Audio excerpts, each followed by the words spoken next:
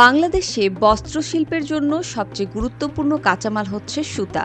ভারত থেকে এই সুতা দীর্ঘদিন ধরে বাংলাদেশের টেক্সটাইল এবং গার্মেন্টস শিল্পের জন্য অন্যতম প্রধান সরবরাহকারী উৎস ছিল। কিন্তু সম্প্রতি বাংলাদেশ সরকার ভারত থেকে স্থলপথে সুতা আমদানি বন্ধ করার সিদ্ধান্ত নিয়েছে। ভারত থেকে স্থলপথে সুতা আমদানি বন্ধের সিদ্ধান্তের পর দেশটি থেকে সুতাবাহী কোনো ট্রাক ঢুকছে না বেনাপোল বন্দরে। এই সিদ্ধান্তের পরিপ্রেক্ষিতে বাংলাদেশের বস্ত্র খাতের বিভিন্ন অংশে প্রতিক্রিয়া দেখা দিয়েছে এবং এই নিয়ে চলছে নানা আলোচনা ও বিতর্ক। প্রতিদিন বেনাপোল বন্দর দিয়ে ভারত থেকে 450 থেকে 500 ট্রাক বিভিন্ন ধরনের পণ্য আমদানি হয়, যার মধ্যে 60 থেকে 70 ট্রাক শুধু সুতায় থাকে, যা গার্মেন্টস শিল্পের জন্য অত্যন্ত গুরুত্বপূর্ণ। তবে গত 15 এপ্রিল ভারত থেকে স্থলপথে সুতা আমদানি বন্ধ করে দিয়েছে বাংলাদেশ সরকার। এর ফলে বেনাপোল বন্দর দিয়ে সুতা আমদানির কাজ বন্ধ হয়ে গেছে, যদিও অন্যান্য পণ্য আমদানি কার্যক্রম এখনও স্বাভাবিক রয়েছে। Bangladesh textile mills association BTMA এবং Bangladesh knitwear manufacturers and exporters association BKMEA এর পক্ষ থেকে এই বিষয়ে ভিন্ন ভিন্ন প্রতিক্রিয়া এসেছে।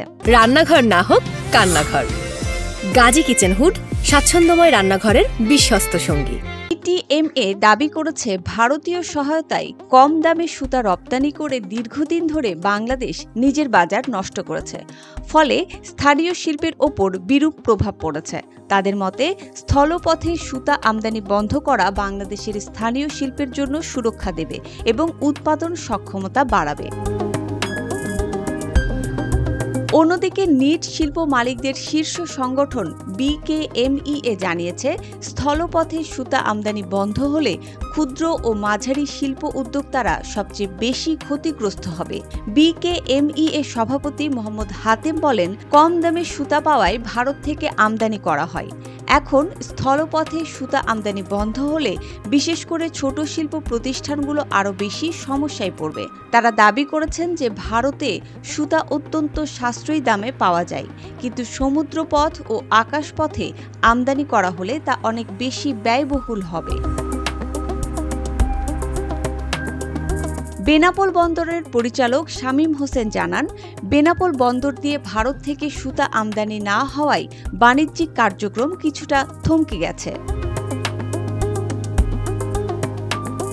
BTMA এবং সরকারের পক্ষ থেকে বলা হচ্ছে, ভারতীয় উৎপাদকরা অনেকদিন ধরে তুলনামূলক কম দামে সুতা রপ্তানি করে বাংলাদেশে কৃত্রিমভাবে বাজার দখল করে রেখেছে। বাংলাদেশ সরকার মনে করছে এই পরিস্থিতির কারণে দেশের নিজস্ব শিল্পের উন্নয়ন বাধাগ্রস্ত হচ্ছিল, তাই ভারত থেকে স্থলপথে সুতা আমদানির ওপর বিধিনিষেধ আরোপ করা হয়েছে, যাতে স্থানীয় শিল্পের সুরক্ষা নিশ্চিত করা যায়। মুসবা আলিম তিন্নি, GTV নিউজ।